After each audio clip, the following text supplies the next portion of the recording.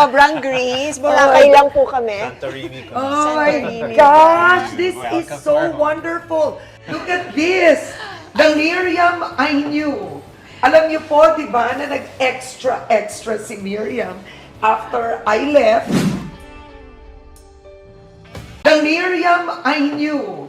Alam niyo po, di ba, na nag-extra si Miriam after I left. It was Paulo and Miriam together right after you won. Right? So do you still remember this life? Of course, I remember that life, pero it seemed like a totally different person. I had a different headspace. I had a different spiritual space. I was very prideful and young and ambitious. What was the hardest thing about being a beauty queen? Pressure. Pressure, no? Pressure to perform, pressure to always be at the top, pressure to always be beautiful.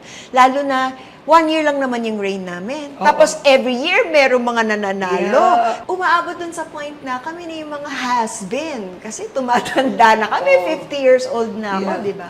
So if I remain to be vain and so full of myself, forever na lang akong insecure. Uy, wow, Diba? galing nun ah. Oo.